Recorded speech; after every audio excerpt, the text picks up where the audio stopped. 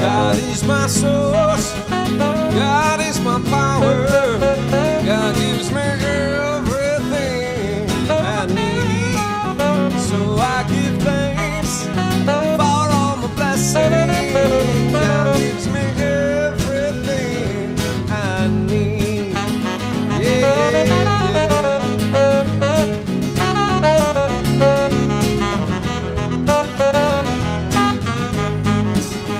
God is my source, God is my power, God gives me everything I need. So I give thanks for all my blessings. God gives me everything I need.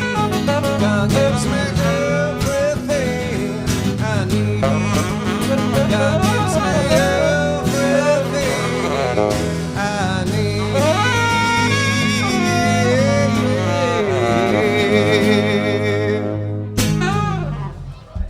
Good morning, everybody. How are we all doing out there? It's June. Yeah. It's going to be swimming weather. It is swimming weather. Yeah. I should have thought of that 2 months ago. My prosperity is showing. All right, so it's good to have all of you here this morning. My name is Reverend Michael McMorrow. I'm the spiritual director here at our Center for Spiritual Living, where we welcome all who practice their beliefs in faith and love here in the sanctuary. Also online, so if we look right here at this little camera here, wave hello to everybody. Hello there, online. Yes, hi there. So we have a little thing we like to do here called hugs and handshakes, so let's just take a moment, check in with each other and say good morning.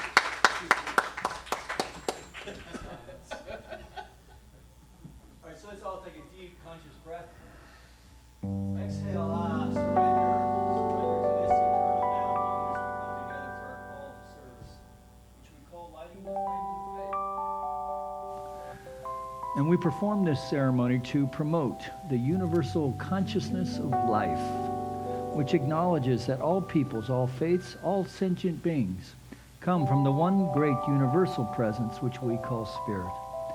Fundamental to this truth is the unifying nature of all religious thought and experience which we honor here this morning. So as Reverend Nancy lights the first candle, it's for the Tao, honoring the universal path of harmony and equilibrium, the natural way. We light the second candle for the shamanic traditions, honoring the beliefs and practices of all indigenous peoples, the way of primal spirituality.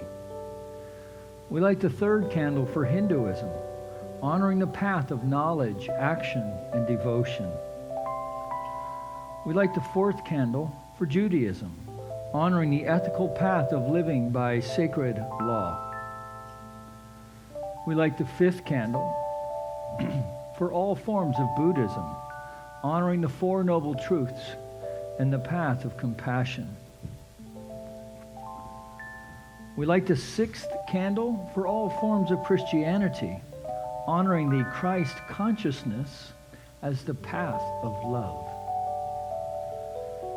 The seventh candle we light for all forms of Islam, honoring the path of submission to the will of God as the highest calling. The eighth candle we light for the universalistic religion of Baha'i, honoring the path of unity and peace.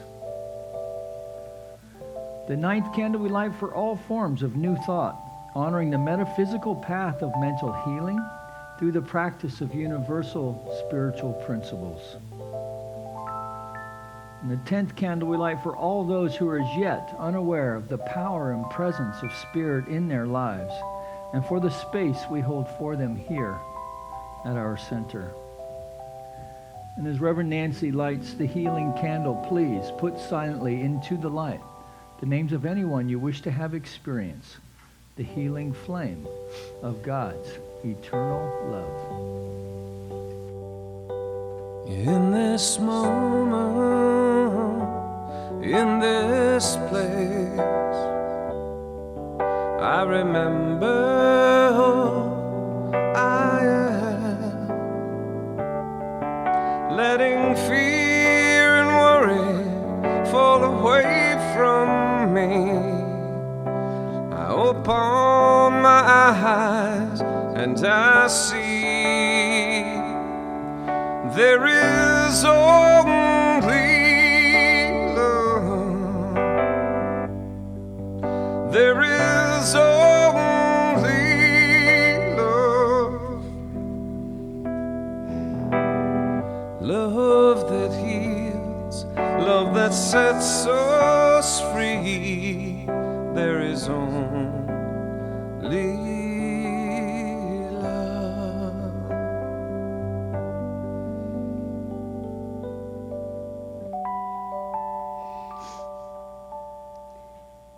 And I feel such gratitude for this love. Knowing that this center is filled with it.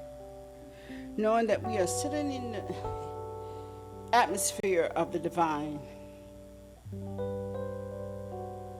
We're surrounded by it. We're immersed in it. We are it. And in this recognition and awareness that we have individualized the one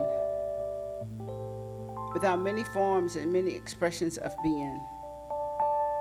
We recognize that this is an opportunity in which we gather together to share our awareness and our understanding, our individualization, and the power of this presence that we bring to this experience. And knowing that each individual brings a uniqueness that allows us to experience an expanded expression of spirit itself. And as we open our hearts and minds to rejoice in this presence and in this experience and this expression, we let that which is in us to open the doors to seek and to know and to bring forth the greater newness of life by hearing the words that are being presented in such a way that our heart becomes more expanded in expression of life itself. As I understand and know that this is spirit in expression, I know that it unfolds with ease and grace. And I know the blessings are forever ripping forth, not only in us, through us, but from us. So it's with such appreciation the law of the universe is saying yes, yes, yes. And we are uniting and accepting it as we say together, and so it is.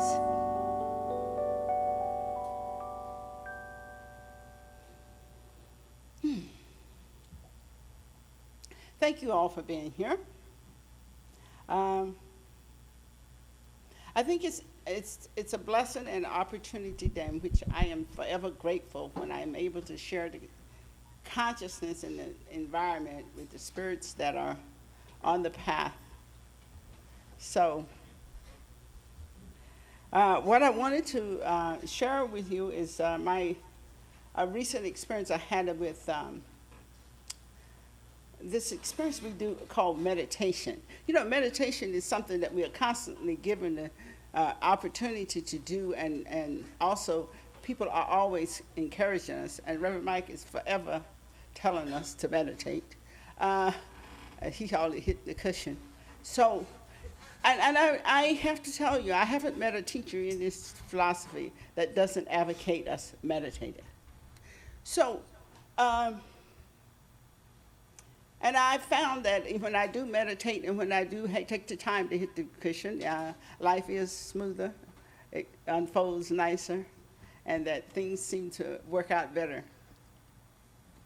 But one of the incidents recently, I found myself kind of vacillating with that. You know, you meditate today and then you get up and take off in the morning and, oh, I didn't do it. So I said, okay, I'm noticing that the days I don't aren't as nice as the days I do. So I need to get back on my regular habit, a pattern of meditating every morning before I start my day. I really would like to say that I was one to do it absolutely every day. Sometimes I do it, and sometimes it's 2 o'clock and, oops, let me sit down. So, but I do meditate a lot, and I do find that when I do it, it's good. What happened to me recently is that I noticed that when I take the time to do that, is the little things that unfold moment by moment are really rich. And I begin to find that spirit expresses itself in everything I'm doing. And it's not just reading spiritual material. I can just read anything, and I find somehow something positive or something uplifting or inspiring pops out from it. Or I might see something on the television, and all of a sudden, something they say is rich. Or I will hear some music, and it's kind of like with this, I open a door where I can experience spirit in all the things that are unfolding in life. And it's not like I have to have this rigid pattern. Life becomes a source for spirit to come to me.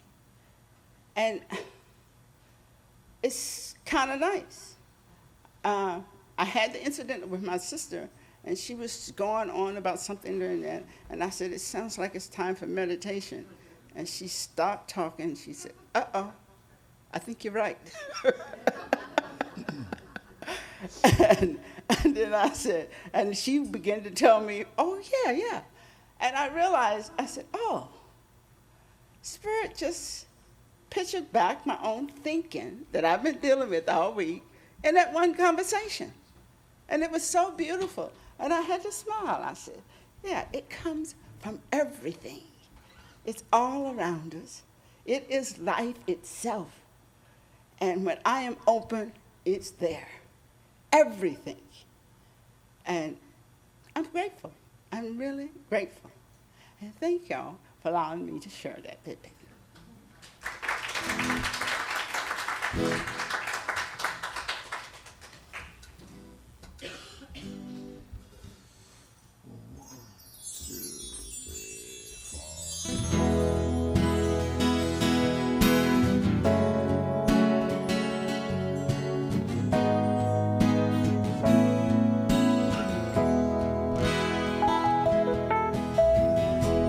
They say everything can be replaced, at every distance not so near. So I remember every face and every thought that put me here. I see my life come shining from the west down to the east. And any day now, I shall be relieved. They say every man needs protection. They say every man must fall. Yet I swear I can see my reflection somewhere high above this world. I see my light come shining down from the west down to the east. And any day now, I shall be relieved. Yeah, yeah,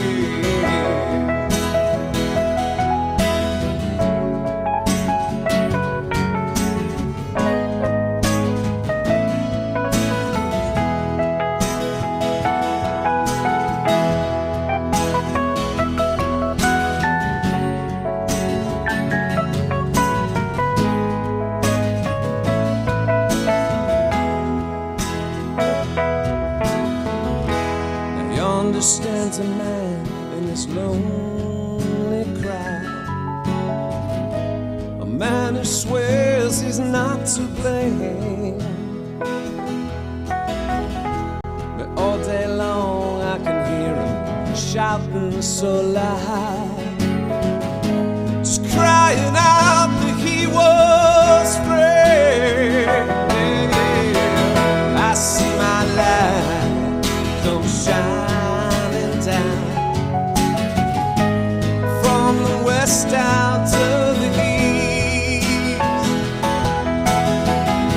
And any day now, I shall be released.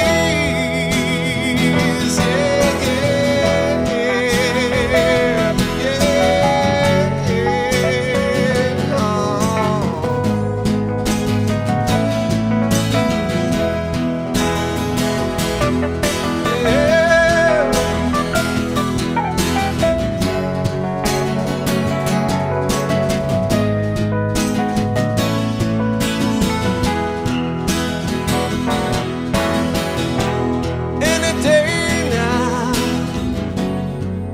Any day now, I shall be relieved.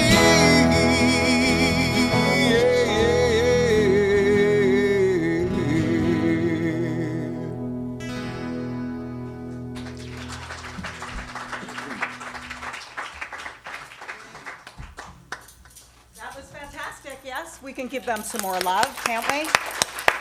As usual, they're just amazing. Hi, everybody. Hi, everybody. I just want to say something from the heart, that I came in here this morning super heavy-hearted because of circumstances. You know, stuff happens. And because of you, and you, and you, and you, and you, the way that God expresses as you, I've been shifted and lifted. I'll tell you what else I did. I came in on the tail end of the first service, kind of cried my way through it. And after service, I nabbed a practitioner and I said, may I please have prayer? And I want you all to know that that's available for you after each service. Usually the practitioners will hang out for a couple minutes in the back of the room, and if you want prayer for any reason at all, please grab one of us, and we're happy to do that with you. So thank you for that. I appreciate each and every one of you, and I'll tell you what, I'm so happy to have this community to come to when I'm heavy-hearted, when I'm joy-filled, whenever. So we have some wonderful things going on in this community. You should have gotten a program, and in the program is a list of all the things that go on here on a regular basis, but we have a couple of super great things coming up.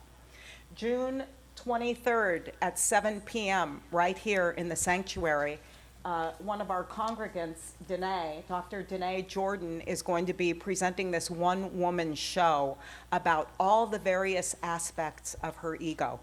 So she's going to be presenting her perception and her vision or her imagination of what each one of those aspects of her ego looks like and what it says to her. It's just going to be a lot of fun. So please come out and support that. And then beginning July 5th, for an orientation, and then classes start July 12th through August 30th, our summer financial prosperity class. It's going to be Dr. Maureen Hoyt, and that's going to be a wonderful opportunity for us to expand in our awareness of our own prosperity. So come out and join us for those. If you're new here, welcome. If this is your first time here, we're really super happy that you're here and hope that you'll make this a regular Sunday activity so that you can shift and lift and you can help me shift and lift. So thank you. Oh, wait, I have one more thing to say. One of our ministers, Reverend Elizabeth, sings in a wonderful little choir called the San Fernando Valley Chorale. And if you're looking for something to do today at 5 o'clock, they're having a performance at the Congregational Church of Chatsworth on Lassen. There's flyers next door, and come hear them. It's a lot of fun. Okay, thanks.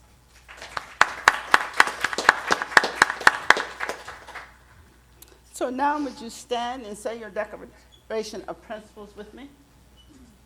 We believe in one universal spirit, manifesting through all, natural and incarnated in us.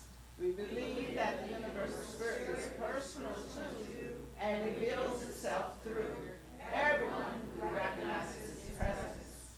We believe that our faith operates upon the law of mind, which automatically manifests in our experience according to that faith.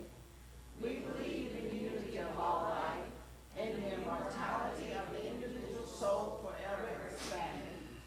We believe in the eternal goodness, the eternal loving kindness, and the giveness of life to all.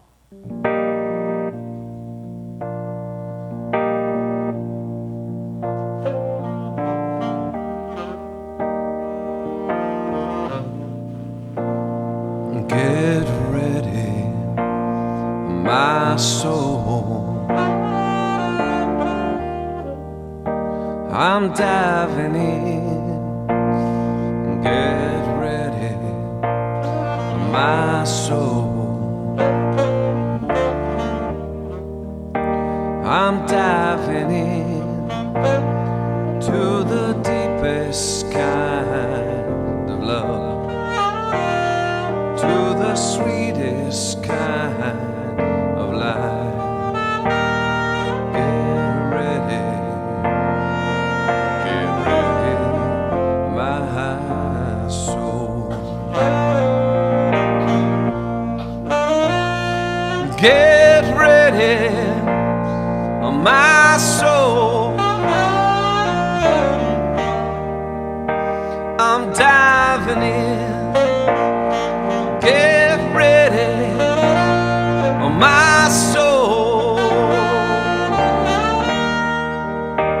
I'm diving in to the deepest kind of love, to the sweetest color line.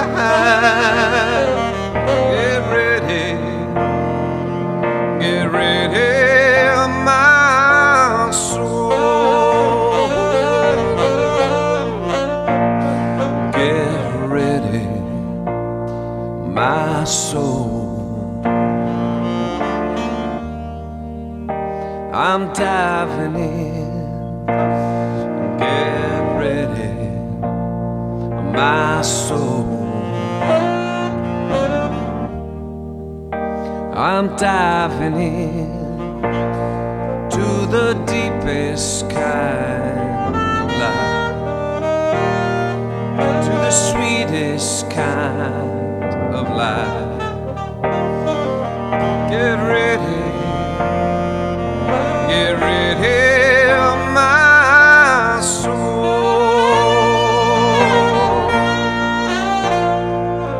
Get ready,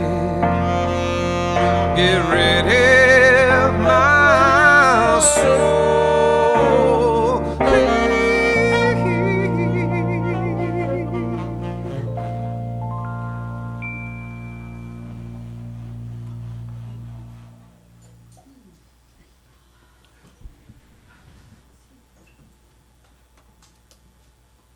They say in Ireland, that's a nice.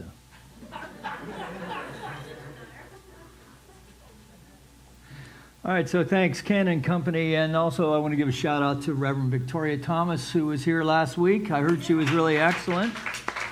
Yeah. So, if you've ever heard my tale of Vipassana, my Vipassana trip, that was Reverend Victoria Thomas, who I took that with. And so, you may have noticed a bit of a facelift around here. Not me. The back of the church, we've been doing some painting. Yeah, I bet that's what you thought at first, though, right? You had some work done. Yeah. Nope, not yet. It's not in the budget. I'm just working on knowing that it's the beauty within. Yeah. Yeah, thank you. Appreciate that. So, and I was at Lake Arrowhead last week, so this is what Lake Arrowhead, for those of you who haven't been there, this is the beautiful Lake Arrowhead, and we have a retreat there every Memorial Day weekend. Lake Arrowhead is like right back in here. This is Bruin Woods, the UCLA Conference Center. It is a little on the pricey side, $700 to $800, but if you join this Facebook page, Arrowhead CSL 2017, you'll be prompted as to when you can start making payments, and so then you don't have to pay the hit all at once. I got to tell you, it's good value for being in Lake Arrowhead. It's all the food, the place to stay. You get all these wonderful workshops and so forth. And so anyway, you can join us next year, and you won't be sorry. Right, Reverend Nancy? Yes. Yes, okay. All right. And so then I also wanted to back up to this month being June. Our theme is accountability, so spiritual living and accountability and how they work together. So we're going to be speaking to that for the next few weeks. And the talk title comes from us, from Reverend Trish Hall, and the title is The Courage to Do the Right Thing. The courage to do the right thing. So now when I think of do the right thing, what I think about is Mookie from the movie Do the Right Thing. And also he's a Dodger fan, so I can cover two bases at once here. So do the right thing. And this, of course, is the actor and film producer, director, Spike Lee. And who his character's from Brooklyn. And you can tell this has been a while, so this is Jesse Jackson, right? So that's the setting. And this do the right thing is something that this character here kept telling Mookie whenever he would see them. Hey, Mookie, do the right thing. Well, as it happened, this fellow was also the community drunk. And as we find out as the story unfolds, so I love that, Spirit shows up in all shapes and sizes, right? And at this time, it was the truth being spoke through the drunk, who was also a father of 5, had trouble holding his family together, and so forth. The circumstances, this is taking place in Brooklyn, and then, of course, the movie blows up, because it is a movie about race relations in America. And unfortunately, is still too relevant today. And I got my Irish up a little bit this week over a couple of things. And one of them is in following the NBA Finals. Some of you may have heard of LeBron James. Yes, okay. Just a gigantic force in basketball. And some jerk spray painted on his home the N-word. Okay, in Brentwood, in Los Angeles, in Brentwood. Yes, come on, man. Right, so it's really getting to me that it seems like do we have to cover this ground some more? So even Bill Maher, this is the one that really got me. Bill Maher, one of the most outspoken, if crass, liberals out there, had slipped in a N-word reference in a joke that was not funny on many levels. Right? So not only the N-word, but also associating that with second-class implications, and second-class implications associated with people who work the land. Right? Because he's speaking to, I think, a senator from Kansas or Nebraska. Right? So now, farmers and farmhands are second-class citizens too. So the whole thing is it's just wrong, and it's just bad. And really what it showed was his own consciousness about how that kind of work was beneath him. So the thing that's unsettling to me about that is that just how ingrained hateful speech has become, still, especially about race. And so I just want to speak out about that. Because if we're going to speak to doing the right thing, today, we need to remind all people who are non-African American, that it's never okay to use the N-word. Never. Never. This should be like second nature now. And I don't care if they use it within the community. It's off limits to white people. Get over it. It's not funny. Now, I remember reading that word in the book Huckleberry Finn when I was 10. And even at 10, I knew it wasn't right in literature. Come on, man. So can we start there? If we're going to do the right thing, can we start there? Because we need to remember to be guardians of our own consciousness in thought, in speech, and action. And this is really a small gesture for us to make.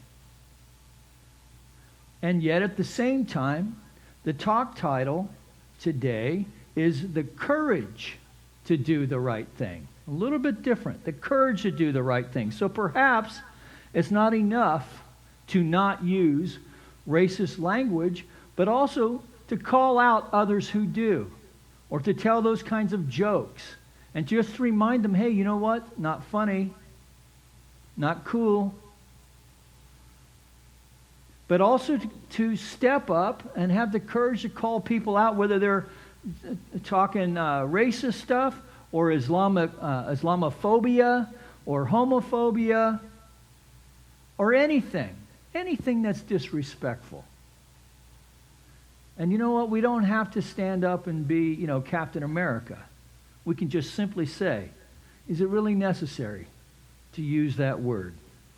Is it really necessary to speak that way?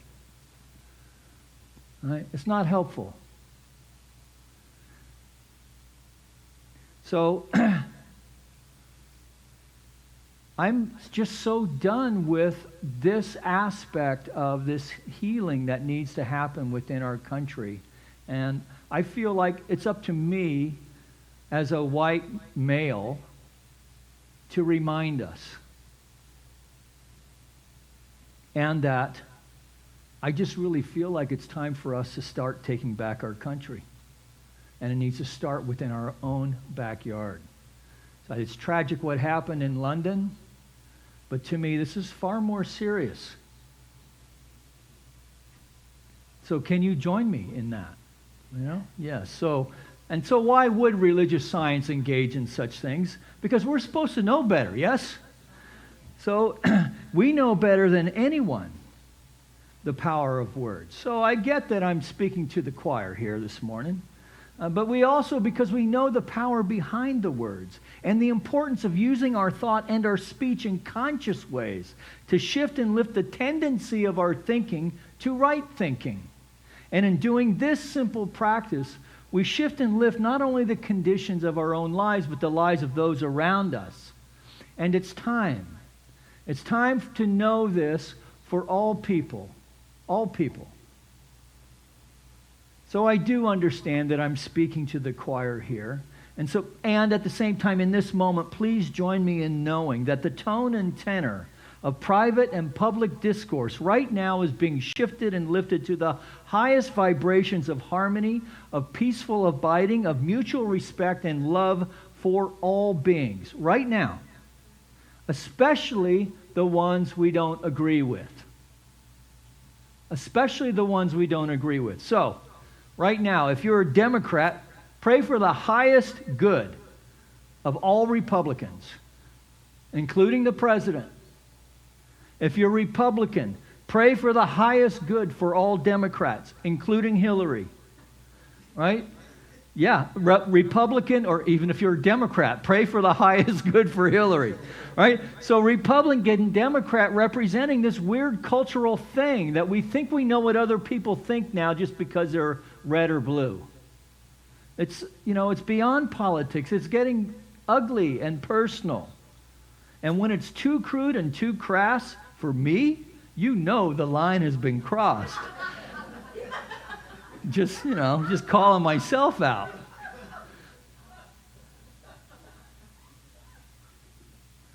So, we had the Paris Accords, got stuff around that. That's what really got me juiced up earlier. And of course, this buddy of mine from high school, his kid brother, he was a smart aleck then. He's trolling me on Facebook. He's still a smart aleck. I blocked him. That's as spiritual as I could get. Little troll. Oh, cancel. See, we all have our work to do. Because here's what I know, that we cannot heal the planet and the conditions contained herein if we do not first do our own work in our own consciousness. Jesus is not going to come down and fix all this. I mean, it may be the second coming is happening, but what if he says, hey, you created it, you fix it. I'm here. Right? Thanks for screwing up my planet. When I left 2,000 years ago, this place was in pretty good shape. All you had to do was stop killing each other. But no, you got to cut down all the forests from Russia to America.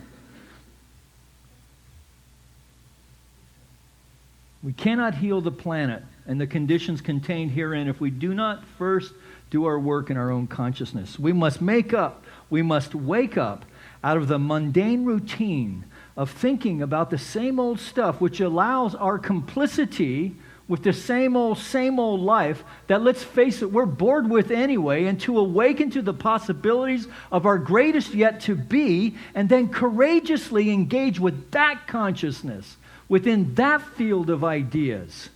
And ideas that are inspired by the very Holy Spirit itself, and then encourage others to do the same. This is where our power lies. Those places that we're afraid to go to.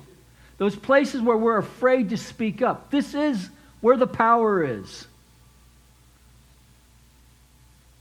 The life that's waiting for us to show up. The life that's waiting for us to make time for it to emerge, maybe. Because each one of us has that desire in our heart to express more of life, to express more of God in some way.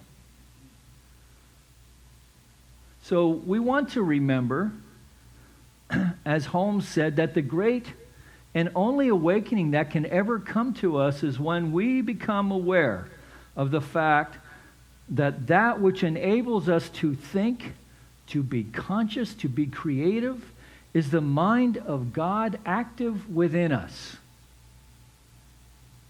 The mind of God active within us. Now, this is a huge concept that we banter about, and maybe even we get kind of used to it. But it's a gigantic idea that you and I are expressions of the mind of God. Right? I know where my warts are. I know you are guardians of your own. Can this be possible? Well, if that's too far a reach for you, a reach for your earth brain to swallow, then try thinking of it as the Holy Spirit expressing as your mind. Higher power, Buddha mind, bless you, a field of infinite possibilities. Right? So the important thing to know, or at least become willing to explore as real, is that we are all connected in a field of oneness that is consciousness. And this field of consciousness we are continually thinking into in ways conscious and in unconscious ways as well. And then and in this way, we do or say or think stupid things that we know better in the unconscious ways. This is why it's important that we do our work, that we do hit the cushion, right? That we continue to do our spiritual mind treatment and know that each treatment is shifting our consciousness in deep ways that are shifting the tendency of our thinking, including the unconscious stuff. Even the unconscious stuff becomes more loving, more generous, more willing to see life from another's perspective. So this field of consciousness we are continually thinking into in ways conscious and in unconscious ways also. This field or mind thinks into you and me as well, to the degree that we allow it to do so, to the degree that we cultivate the ear of the heart to hear its call, to the degree that we believe that it exists, that God exists and responds and demonstrates according to our belief in it. So, of course, this is the rub, yes? According it's done unto us as we believe.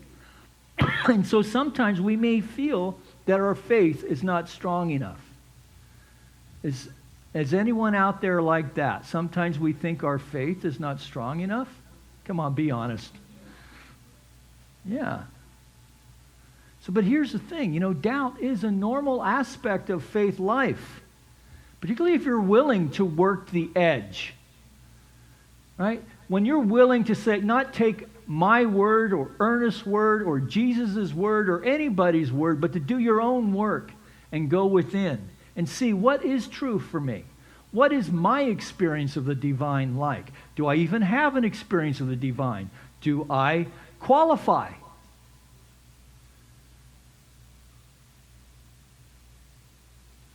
So I had a friend say recently that he did not really believe in God because he had prayed the most fervent of prayers. Those kind of prayers, those what he called those 3 a.m. prayers, where, you're sweating blood. Right? Oh, please, please, please. 3 a.m. prayers of desperation. And he said no one was there. No one answered. But he said, when he picked up the phone and called, people were there. People answered. People answered the call. And when people answered the call when God did not. So that this meant to him then, of course, that God does not exist. And I at first chuckled about that. And then at the same time, I was a little saddened by it. Right? What I know, and I know that you know with me, is that God answered. And yet he, my friend, didn't hear it. He did not recognize the Spirit in demonstration on the other end of the line. So how can you and I relate this story to ourselves? Right? Again, we're supposed to know better. Right? So just like there are many things about life that you think you don't know enough about. Right? So I was speaking to this earlier. When we take an exam, we often think that the purpose of an exam is to find out what we don't know. Right? To find out how we're wrong. But the truth is whenever we take any exam, and teachers, maybe you can underscore this for me, is that what we really find out is how much we do know. And that we know a lot more than we thought we did. And so I'm here to tell you that your faith operates the same way. In doing your spiritual mind treatment, and hitting the cushion, and choosing kindness over harshness, every time you are subjectifying a tendency of thought that is faith-based. Faith-based for those times that maybe consciously you're like, oh, I'm not feeling it. What's going on? So what I encourage you to do is to stick with that. And I can promise you that if you do stick with it and don't let up, you will break on through to the other side. Break on through, break on through. Yeah, yeah. As Morrison said, you will. And in that break on through experience, you will have an experience of spirit that is uniquely your own, that is deeply personal, that leaves us with a sense of knowing that something deep within me has been shifted, and I feel powerful. I feel connected. I feel so powerful and so connected that I can step up and I'm just in love with life. I am in love with every person I meet. Right? We might even say it out loud. So Holmes says this also, that the Spirit of God is an undivided and indivisible wholeness. So when Jesus healed people, he didn't say that you are healed. He said your faith has healed you. He said your faith has made you whole. Your faith has made you whole. The Spirit of God is an undivided and indivisible wholeness. It fills all time with its presence, all space with activity of its thought. Everyone is an incarnation of God, and a unique incarnation. All are rooted in the one life. Your endeavor then, our endeavor is not so much to find God as to realize God's presence and to understand that this presence is always with you. That nothing can be nearer to you or to me than that which is the very essence of our being.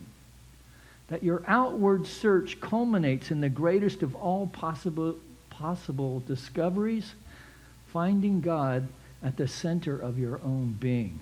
That life then, this is Holmes, life flows up from within you.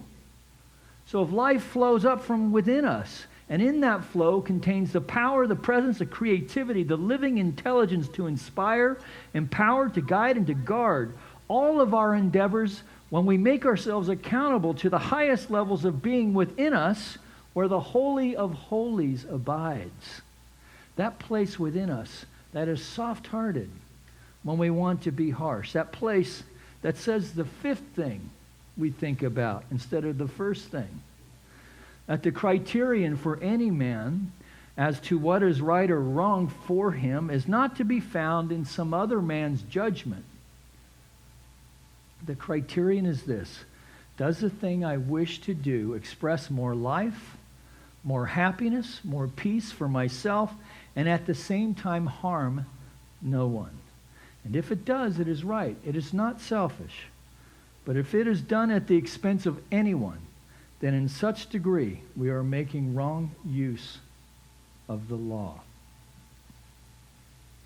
So, my friends, what that tells me is that I can consciously step in and courageously step into life knowing that I'm not doing it alone.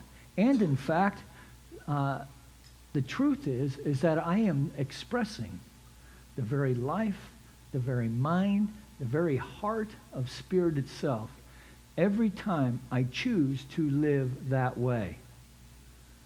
Now, I can tell you from my own experience, I have chose many other ways to live life. I have been pulled this way and that way by just about every distraction you can think of. Yes, even that one. Whatever one you just thought of, probably. This is the easier, softer way. Right? The easier, softer way. So, let's take a deep breath before I get off on another tangent.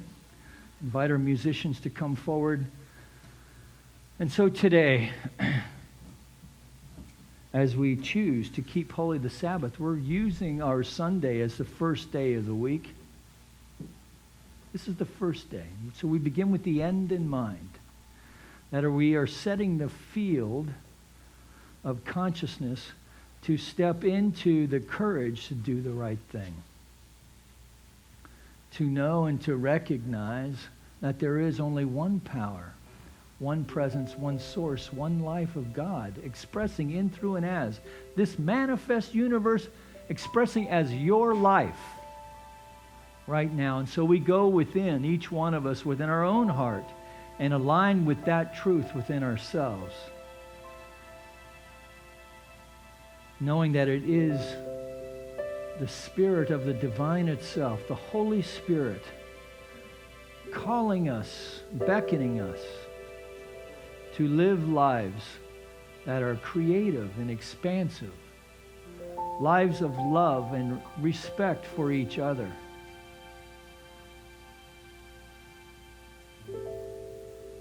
Lives that call us to do the right thing.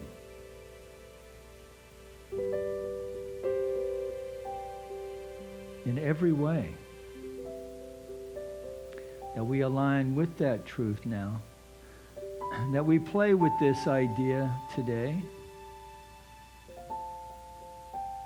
That we glean some sense of power and connection. A presence. An awareness that I am God's living Spirit of truth. And I choose to act like it right now.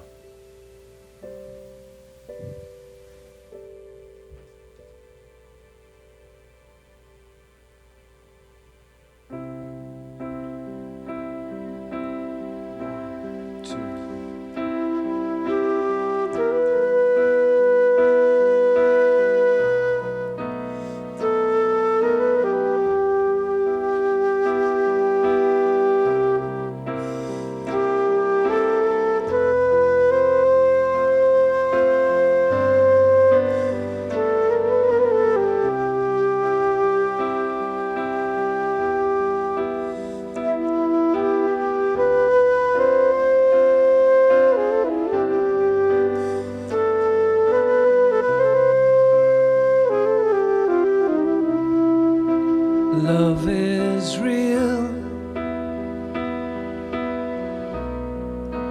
real is love.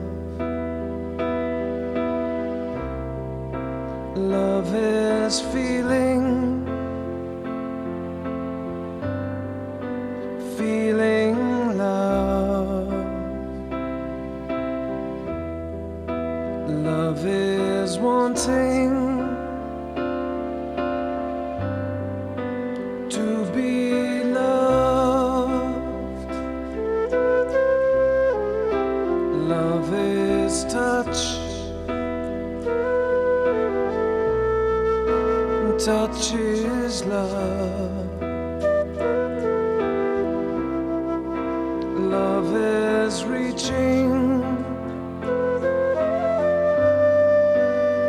beseeching love.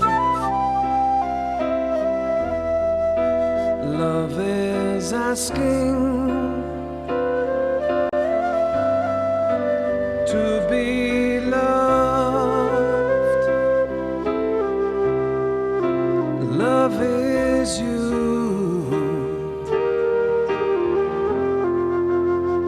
and me. Love is knowing we can be.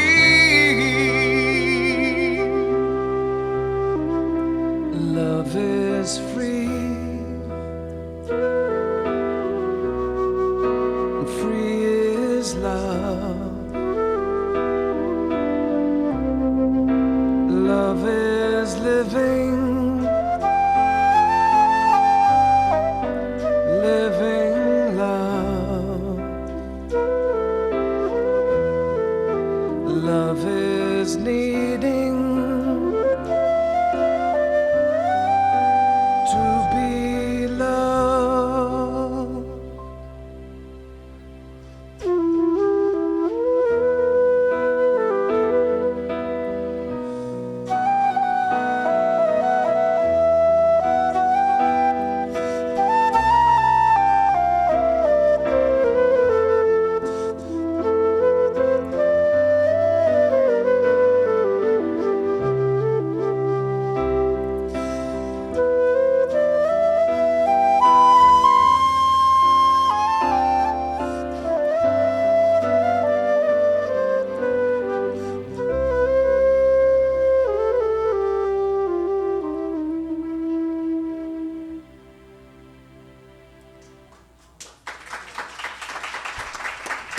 Is David Olivas on the flute?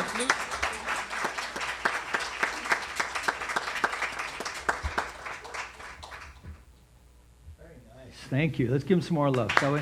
Yeah. All right, so as we prepare our gifts for the offering, we're going to invite our ushers to come forward.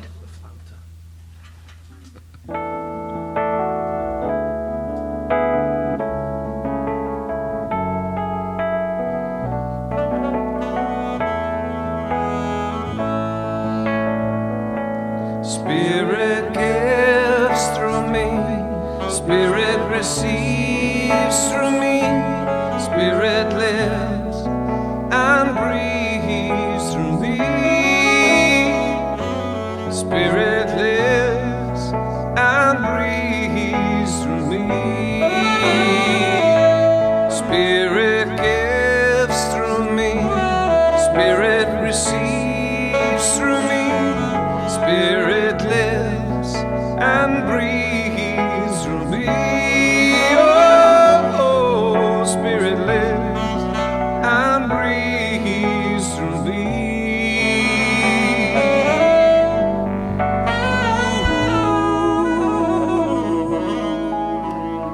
So going with him for just a wee moment longer, recognizing and knowing that the gifts presented here this morning are a demonstration of consciousness that knows and knows that it knows that God is our source, our substance, our supply.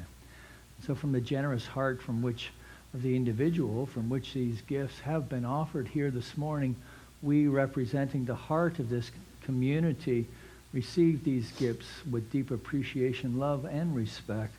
As we know they go forth to heal, to prosper, and to bless not only the vision and mission of this Center for Spiritual Living here in Granada Hills, but the life intention of each person here this morning and our friends joining us online. That we know that these gifts go forward to heal, to prosper, and to bless in a myriad of ways the lives of all concerned. And so in this way, we extend this blessing and this knowing to our friends here in our community of Granada Hills, our city of Los Angeles, our state of California, our United States of America, all of its churches, temples, mosques, schools, universities, the people who attend them, the people who support them, for our planet as well. We know that all of it is a demonstration, an incarnation of the very thought processes of spirit itself. And so to the extent that we know this to be so, we see Spirit demonstrating in all of its splendor in ways great and small. This lifts our hearts. We have a sense of power and grace in our lives that empowers us into ways of spiritual living that raise ourselves and those around us. And for this, we are truly grateful and acknowledge this by saying, and so it is. So please help me thank lovely Rita and Miss Chloe of Joe's fame. And come on in, kids.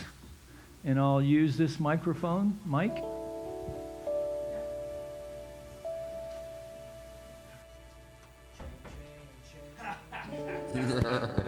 I couldn't help myself. Yeah, we can't see it. Come on up here. Please. Here we go. All right. Are you going to speak for us today? You up to it? All right. Yeah. Tell them who you are. My name is Gabby. Hi, Gabby. Hi. And what'd you do back there today? We did the symbols, and we made a chain. And this is our long chain we did. That's all I got. Nice. Would you like to add anything, Bella? No? Okay. I think I would. We talked a lot about, we've been doing the steps of treatment, and the second step of treatment is obviously talking about the fact that we're all connected. We're all a part of the same universe. We're all part of us together.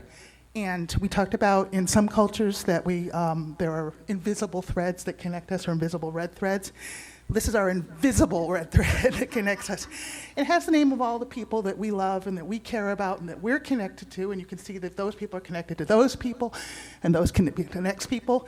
And we could keep adding and adding and adding, like counting up one more, but we had to stop for today. So we're going to put it on the Jesse tree, which is that tree branch that's hanging on the bulletin board on the side there, because it didn't have a good place to live otherwise. But that'll show our connections and things. And there'll be other symbols of treatment as we go. Okay, thank you. Thank you. Nice job, ladies. All right, so that's it, eh? So let's invite our practitioners and ministers and our practitioner interns to circle the room. And Reverend Nancy's going to pray us out. So as we circle this room in love, we circle it with the idea that love heals and is able to do all things. So if you know someone that is needing a lift or a blessing, place their name into this circle as we recognize together that this divine oneness of life that has created all of us has given us this opportunity to embrace each other and realize that our connection is a divine one.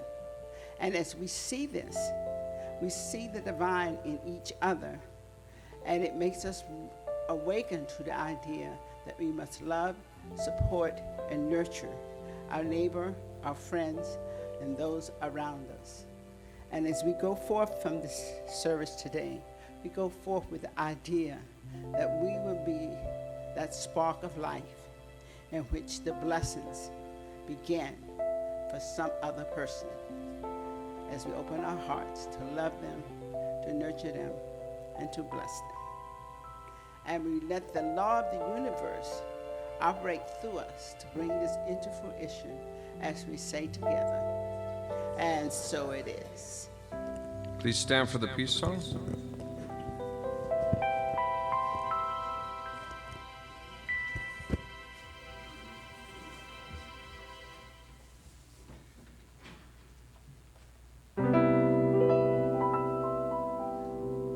One, two, three, four, five, six.